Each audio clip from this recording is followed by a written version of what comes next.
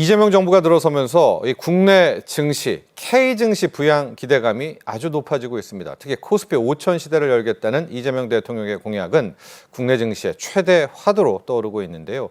과연 K증시 어디까지 올라갈까요? 자세히 이야기 나눠보도록 하겠습니다. 김학균 신영증권 리서치센터장 함께합니다. 안녕하십니까? 네, 안녕하십니까? 네. 자, 코스피 5천. 실은 뭐 다수의 전문가들이 우리 K 디스카운트가 있지 않습니까? 네. 이런 할인 요소만 좀 제거한다면 뭐 못 갈 수치도 아니다. 이런 이야기 많이 나오고 있는데요. 이재명 대통령 취임 이후 이 K 증시에 정말 훈풍이라고 표현을 해야 될까요? 폭발적인 상승이 나오고 있습니다. 여기엔 또 외국인 투자자들의 거침없는 순매수가 있고요. 우선요, 센터장님, 이재명 정부, 이재명 대통령이 이야기했던 이 주가 부양 정책, 뭐 정확히는 이제 K 증시 저평가 해소 정책, 뭐 이렇게 봐도 될 것 같습니다. 그 내용들을 한번 쭉 리스트해 보도록 하죠. 네, 뭐 기본적으로는 이제 지배구조 개선에 대한 고민이 많이 담겨 있는 것 같고요. 예. 뭐 우리가 이웃 일본 증시가 한 10여 년 동안 지배구조 개혁을 하면서 주가가 좋았거든요. 예. 그래서 이제 뭐 상법 개정을 비롯한 어떤 지배구조 개선이 가장 핵심인 것 같고, 뭐 한국이 뭐 미국과 비교하긴 그렇습니다만은 이웃 대만이나 뭐 일본 정도의 밸류에이션을 받아도 뭐 주가 지수가 5,500, 6,000은 뭐 너무 좀 단순한 비교지만, 네. 그래서 핵심은 제 생각에는 뭐 공정거래 질서 확립 이런 것도 있지만은 크게 보면 상법 개정으로 대표가 되는 지배구조 개선에 대한 기대가 지금 뭐 주가에 투영이 되고 있는 것 같습니다. 예, 좀 나오고 있지만 가장 중요한 것은 지배구조 개선이다. 지배구조 투명성, 뭐 같은 말이기도 하고요. 거기에 첫 번째 나오는 것이 상법 개정. 조금 이따가 저 상법 개정안도 저희가 아주 자세하게 짚어보도록 하겠고요. 좀 보면 밸류업에 나왔던 이야기들도 굉장히 많이 이번에 좀 반복이 되고 있습니다. 그렇죠? 네, 전 정부에. 네. 그때 보면 자사주 소각에 대한 이야기 있는데 일단은 이번 발의된 상법 개정에는 자사주 소각, 뭐 의무화 내용은 일단은 상법 개정에는 포함이 안 되고는 있지만 그래도 이 자사주 소각 문제는 따로 또 정책적으로 다룰 가능성이 있거든요. 네. 정말 이게 이제 실제 현실화가 된다라고 하면 어느 정도의 상승 효과를 줄까요? 근데 제 생각에는 뭐 자사주를 가지고 지배주주들이 자기 이해관계에 맞는 일을 많이 했죠. 예. 이제 워렌 버핏이 운영하는 버크셔 해서웨이는 자사주를 삽니다. 근데 소각 안 해요. 예. 그걸 가지고 뭐 버핏 보고 왜 뭐 주주를 신경 안 쓰느냐 뭐 이런 얘기하는 사람 없지 않습니까? 네. 애플은 자사주 많이 사지만 사는 즉시 소각을 하고. 태워버리죠. 그래서 핵심은 네. 제 생각에는 지배주주들이 이제 주주들을 좀 신경 쓰고 사실 상장된 회사라고 하는 거는 본질적으로 주주들에게 손을 벌려서 사업 자금을 받은 거잖아요. 그렇죠. 이걸 공짜로 생각하지 말고 주주들 신경도 좀 쓰고 뭐 이게 핵심인 것 같고요. 그래서 제 생각에는 뭐 자사주 소각을 하게 되면 당연히 뭐 주가에는 주당 가치를 개선하는 효과가 뭐 있고요. 예. 그리고 기본적으로 자사주를 갖고 있는 회사들은 그 어떤 계획을 주주들에게 진솔하게 좀 알리는 게 핵심인 것 같고, 이 자사주 어떻게 하겠다. 네, 예. 거기에 대한 계획이 있어야 되는 거잖아요. 예. 회사 돈을 가지고 산 거니까요. 그렇기 때문에 전체적으로 뭐 상법 개정을 비롯한 뭐 자사주 소각 이런 논의의 근간에는 상장 회사면 주주를 신경 써라라는 거고요. 그래서 이제 일본이 지배구조 개혁을 한 10년 정도 했다고 말씀드렸는데 주주들의 요구가 너무 드세니까 상장 폐지하는 회사들이 많아요. 꽤 있어요. 10년간 기간 동안요. 그럼요. 네. 예를 들어서 뭐 우리가 상장 폐지는 뭐 재무적으로 그 상황이 나빠져서 상장 폐지되는 게 우리 상식인데 예. 그거 안 맞는 거죠. 예를 들어서 도쿄에 가면 긴자식스라고 하는 큰 쇼핑타운이 있거든요. 예.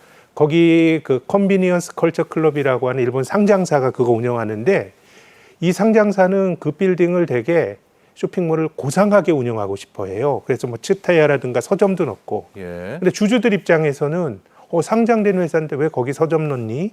더 수익성이 높은 거를 넣으라고 할 수 있는 거잖아요. 예. 그럼 이제 그 회사는 나의 철학과 상장사가 안 맞는다라고 생각하는 거죠. 그럼 증시 떠나야죠. 떠나는 예. 거죠. 전 그런 옵션도 있다고 봐요. 떠날 때도 당연히 주주들에게 돈을 받았기 때문에 공개 매수를 하고 공개면서 해야죠. 주주들에게 충분한 대가를 주면서 해야 되는 거기 때문에 제 생각에는 이제 뭐 자사주 소각이나 이런 게 정답이 있는 건 아닌데 네. 핵심은 주주들 신경 쓰고 기업이 하는 행동에 대해서는 주주들에게 충분히 소명해야 된다라고 하는 게 지배구조 개혁의 저는 정신이라고 봅니다. 그렇습니다. 지금 자사주 소각과 관련해서 이제 여러 가지 명칭이 있습니다. 처음에는 의무 소각이라고 했다가 자사주의 원칙적인 네, 소각. 네. 근데 지금 더 정확히는 우리 김학겸 센터장은 자사주에 대한 명확한 계획 공개. 계획이 예. 있어야죠. 그게 이제 네. 가장 더 중요하다라는 부분들.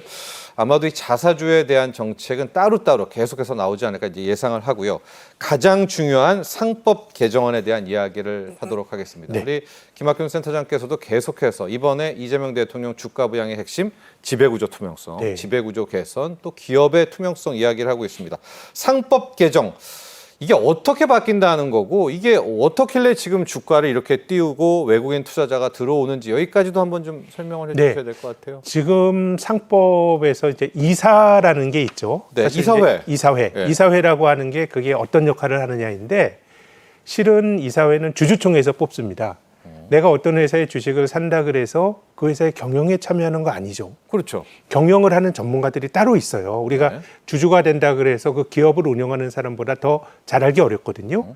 그러면 이제 전문가들이 기업 경영을 하는데 운영을 하는데 기업의 주인은 주식을 가진 주주들이니까 예. 이사회라고 하는 거는 이사회가 꼭 경영자가 아니에요. 예. 결국은 경영자와 주주들을 매개하거나 혹은 경영자가 하는 걸 주주들의 이해관계에 맞게 하는 게 이사회죠. 네. 그래서 지금 우리나라 상법에는 이사가 어떤 걸 하면 됐냐 하면 회사에 충실할 의무가 주어졌어요. 네. 근데 이제 지금은 회사와 주주들의 비례적 이익 혹은 주주들의 이익에 충실할 의무, 충실하고. 주주이익이 들어가는 거예요. 네. 사실 회사 이익이라 그러면 이게 뭐가 맞는지 사실은 되게 명확지는 않은데요. 예. 그래서 어떻게 보면 이사회가 주주를 대변하고 이런 역할을 하라고 하는 거고요. 저게 이제 첫 번째 나오는 거네요. 이사의 그렇습니다. 충실 의무 대상을 제 주주로 생각에는 확대한다. 뭐 여러 가지가 감사위원, 예. 분리선출, 집중투표제 다 있지만 가장 상위의 개념은 이제 주주들을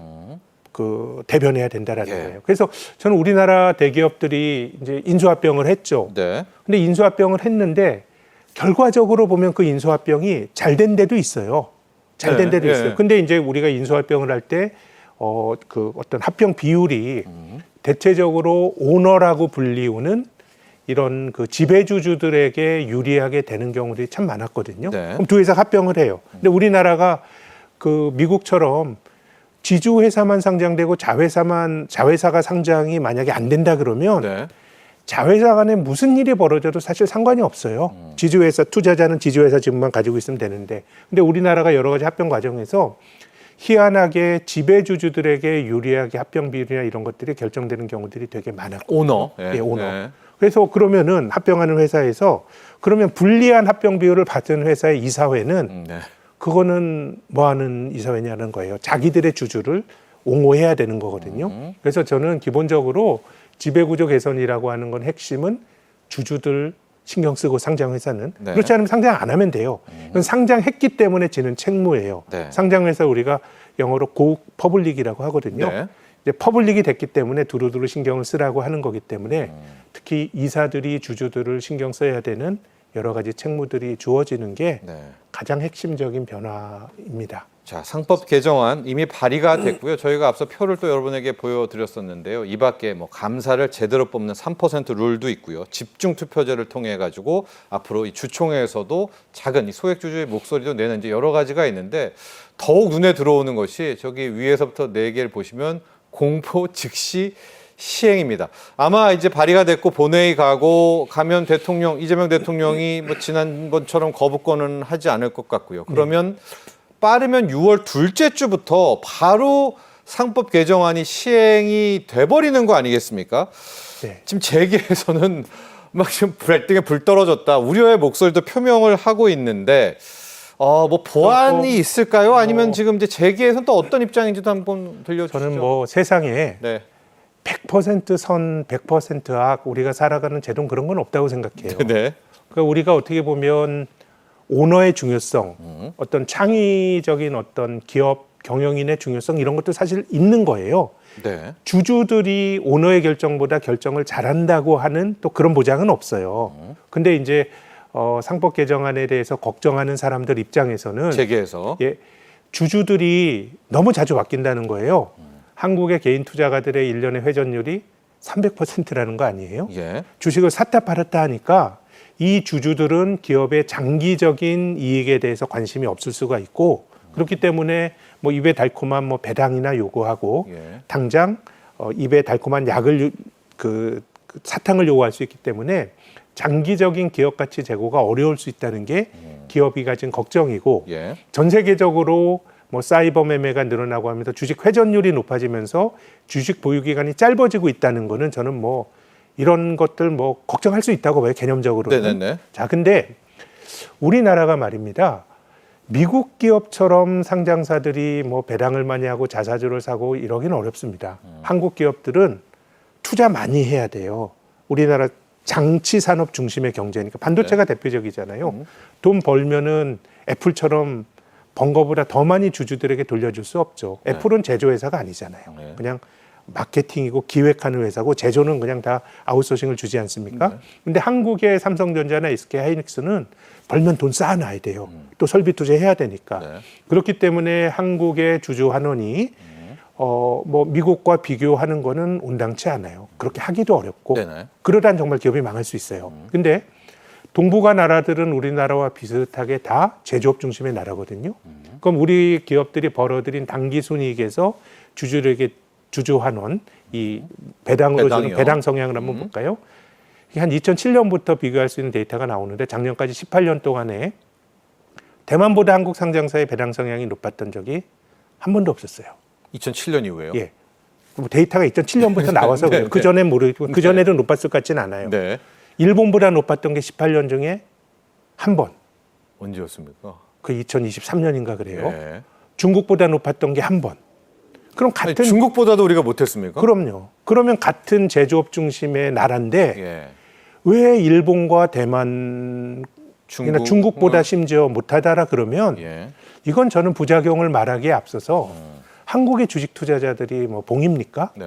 거기에 대해서 소명을 해야 돼요. 저는 무조건 뭐 배당이 중요하다 아닙니다. 네.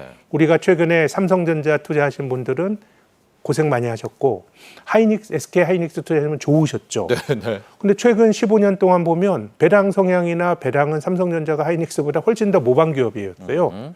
그러면은 배당 많이 준다고 해서 능사가 아니고 네. 그런 기업들은 투자를 잘해야 돼서 저는 핵심은 다 배당 이런 거 아니고요.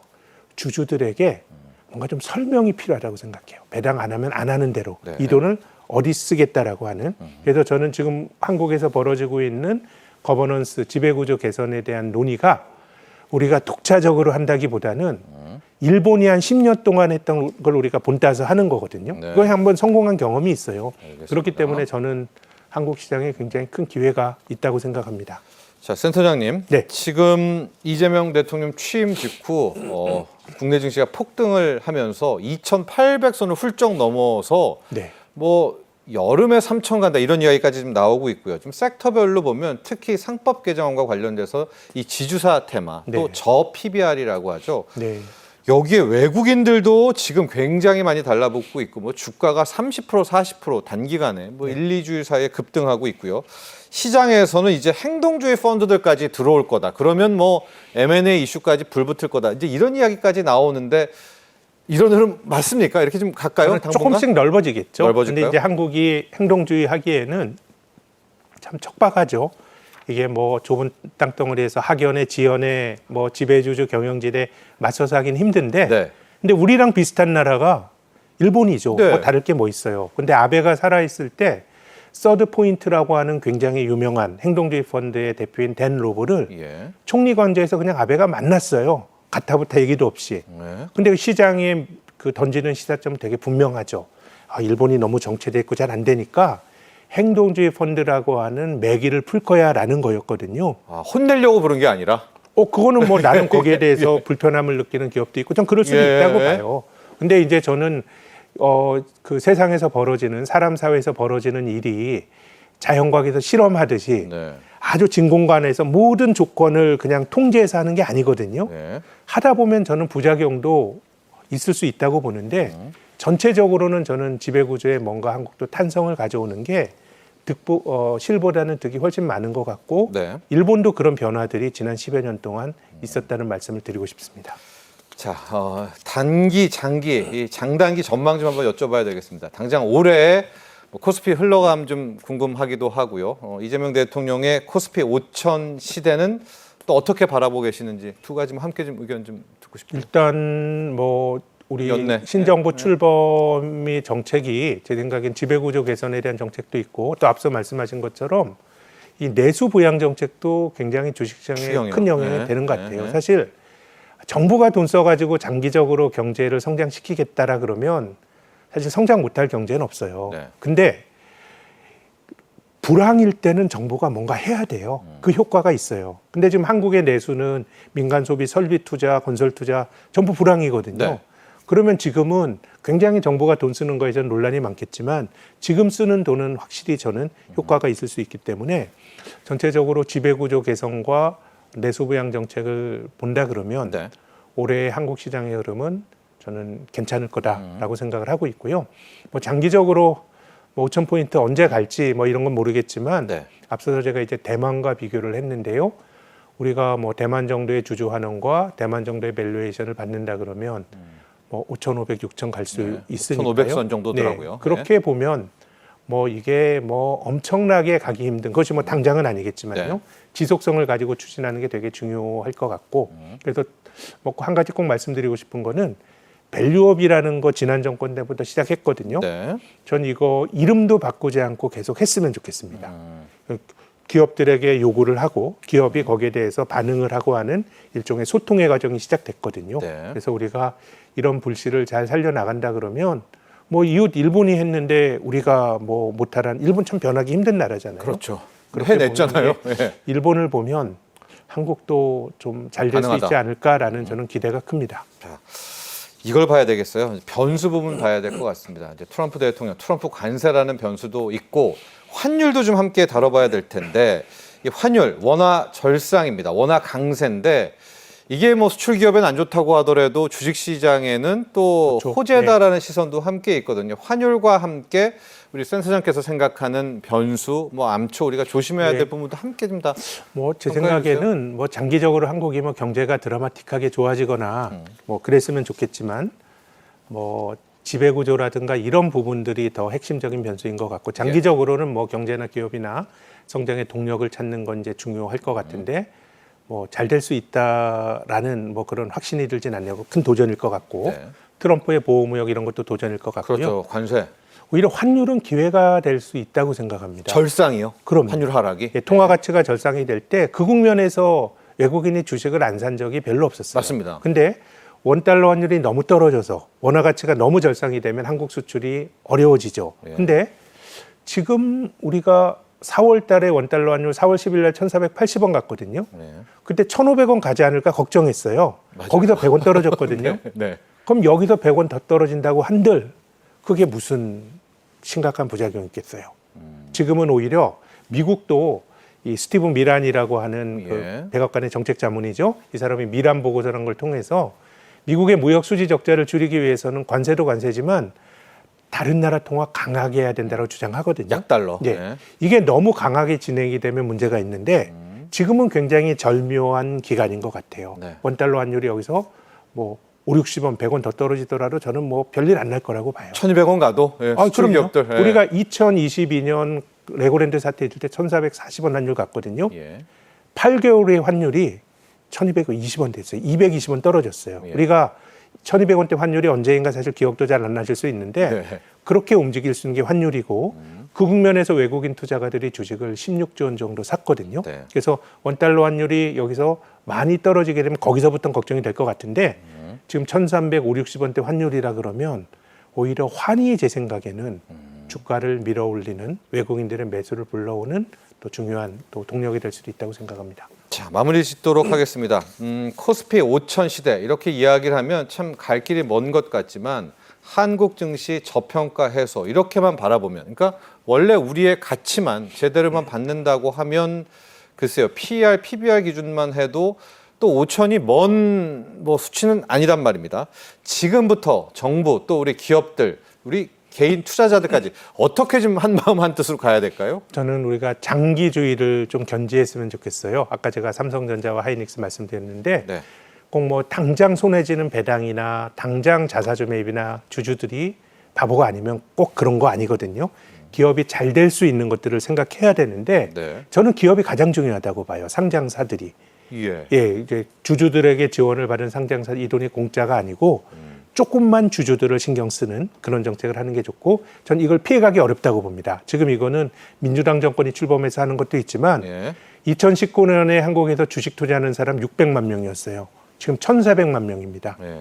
그렇게 보면 이거는 소액주주 중심으로 정치가 돌아가고 소액주주의 그렇죠. 이해관계를 신경 안 쓸 수가 없게 되는 거거든요. 예. 그렇기 때문에 저는 상장사들이 지금 나타나고 있는 변화가 일시적으로 지나가는 바람이라고 생각하시면 절대로 안 될 것 같고 네. 형편 닿는 대로 저는 전향적으로 주주들과 소통할 수 있는 방법을 찾는 게 중요하고 다시 한번 강조합니다마는 배당이나 자사주 매입이 다가 아니에요. 네. 예.